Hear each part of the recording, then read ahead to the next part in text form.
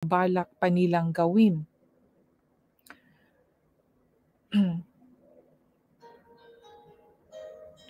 Hindi magtatagal gagawin nila ang kahit anong gusto nilang gawin. Kaya bumaba tayo. Pag-iba-ibahin natin ang wika nila para hindi sila magkaintindihan. Ito mga kaibigan, stop muna ako dito. Dahil sabi dito sa verse 5 ng Genesis chapter 11, ngayon bumaba ang Panginoon. So bumaba po ang Panginoon para tingnan ang pagtayo ng mga tao ng lungsod at tore. Sinabi ng Panginoon, ang mga taong ito ay nagkakaisa at may isang wika lang. At ang ginagawa nilang ito ay simula pa lamang ng mga binabalak pa nilang gawin. Hindi magtatagal gagawin nila ang kahit anong gusto nilang gawin. Kaya bumaba tayo. Ito mga kaibigan, take note po ha. Ang Panginoon po ang nagsalita dito, di ba? Kasi bumaba siya para tingnan ang tinayo ng mga tao. Gumawa ng lungsod kasi at saka tori. Tapos sabi ng Panginoon na ang mga taong ito ay nagkaisa at may isang wika lang. Isa lang kasi ang wika noong panahon, no? At yun nga, ginawa nila ito sa simula pa lamang. Alam ng Diyos kung ano ang kanilang binabalak. Kaya sinabi dito ng Diyos na ang ginagawa nilang ito ay simula pa lamang ng mga binabalak pa nilang gawin. So alam ng Diyos, hindi magtatagal gagawin nila ang kahit anong gusto nilang gawin. So, alam ng Diyos, di ba? Kaya bumaba tayo. Dito sa sinabi, kaya bumaba tayo, may kinausap ang Diyos, di ba? Kasi sabi niya, kaya bumaba tayo. Pag-iba-ibahin natin.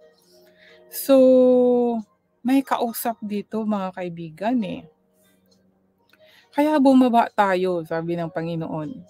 Pag-iba-ibahin natin ang wika nila para hindi sila magkakaintindihan. Ngayon, ang tanong ko, sino ang kinausap ng Panginoon dito? Alangan naman si Jesus Christ. O ang Panginoon, kinausap niya ang sarili niya, kaluluwa, o ano ba? Ito ang dapat nating pag-aralan mga kaibigan Ating hanapin ang katotohanan tungkol po dito kung sino pong kinausap ng Panginoon dito dahil may sinabi siya dito na kaya bumaba tayo. Tayong ginamit niya. Pag-iba-ibahin natin. Tayo natin. Ito mga kaibigan, ang wika nila para hindi sila magkaintindihan. Yan mga kaibigan, anuhin natin to, hanapin natin ito, kung sino ang kinausap ng Panginoon dito. Mga theologian, alam nila ang sagot niyan mga kaibigan. So, sa ngayon, ito, hindi ko po masabi kung sino yung kinausap ng Diyos dito or siya lang ang nagbaga kasi siya ang creator, di ba? Kagaya din doon sa Genesis chapter 1, di ba? May kinausap din siya na ang sabi ko po, iba-iba kasi yung mga turo nila doon. Sa unawaan ko, basta ang Diyos ko ay isa lang. So, wala siyang ibang kasama kundi sa plano niya yung mga, kumbaga nagplan ang Diyos para kung anong mangyayari sa atin ay parang ganun, di ba? Parang yung tao, kung sabagay hindi tao ang Diyos, siya ay Diyos, no? Bagay, para ko lang na kung nagpaplano tayo sa sarili natin, parang nagsasalita tayo, ito ang gagawin ko, ganon. Pero ang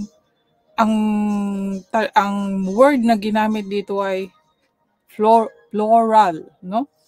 Tayo at natin.